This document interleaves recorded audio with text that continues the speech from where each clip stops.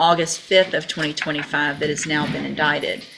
And Ms. Holmes has filed motions in the first two cases asking that I reduce Mr. Hancock's bonds, which are currently set at $100,000. It looks like there was a court date on July 22nd of 2025 that Mr. Hancock missed, and so that was when those bonds were increased. On July 22nd? Mm-hmm. Okay. And then, so he missed court on that date. So there was, before that, there was an AFRS that was filed by the bondsman to get off the bond. But when he didn't show up, the bond forfeiture overrides that.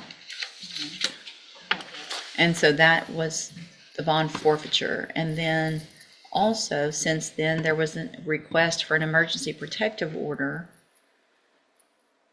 I'm also reviewing jail incident reports that I have received. Have you had an opportunity to review those? Yeah.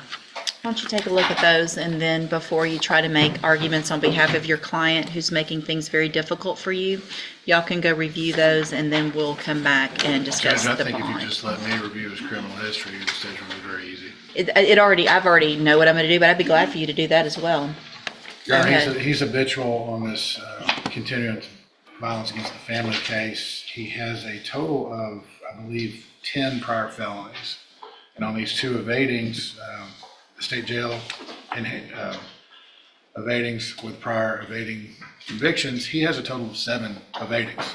And the most recent one was picked up when he was arrested in August while he had warrants for these pending cases.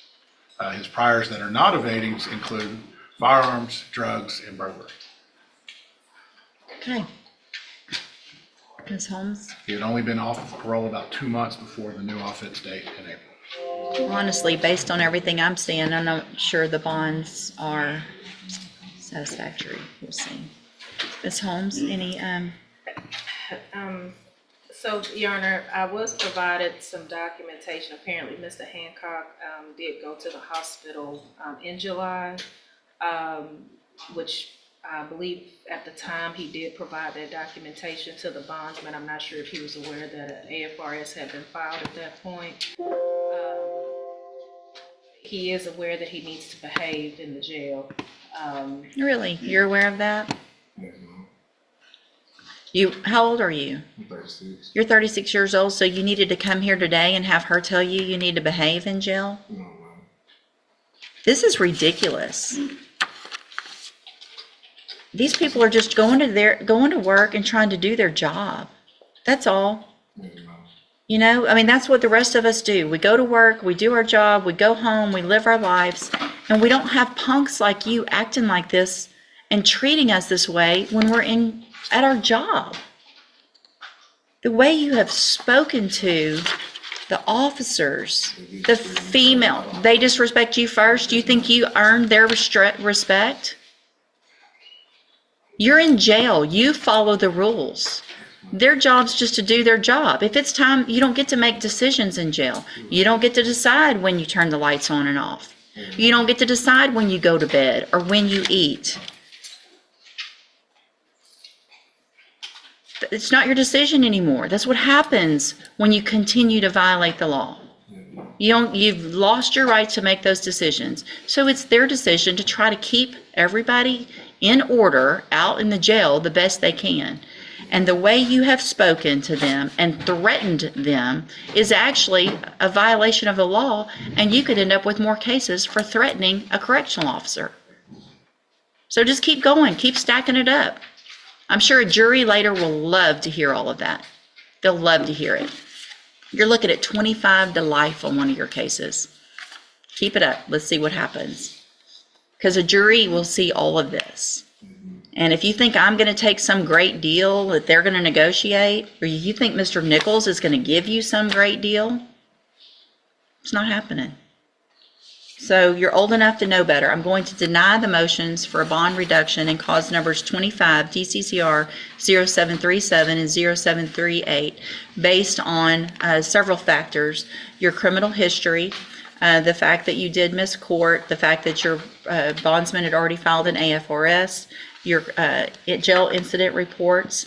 I am also going to find in cause number 25 DCCR 1233 that your bond is insufficient. And in that case, I'm going to raise your bond to $100,000. A condition of all of these bonds, if you make them, will be that you will be required to wear a GPS monitoring device and you will be on house arrest. So if you make these 3 bonds, you will be on house arrest. You're not allowed to leave your house unless you have my permission. And you will be also ordered, and it should already be in a bond condition, in cause number 25 DCCR 0738 to have absolutely no contact, no communication at all with the complaining witness. Do you have that name handy? I do, Your Honor. Janaisha Butler. Janaisha Butler? Jamaisha. Jamaisha. JAMAYSHA. So you cannot have any contact whatsoever with that person. Do you understand? That also includes when you're in jail. So there's no sending messages through that email system or anything like that to her through anybody else. That'll be a violation of your bond, and your bonds will end up raised even more. You understand? All right, I'll reset it for a sentencing, for an announcement. We'll deal with all of the cases at that time. Thank you, Your Honor. Thank you.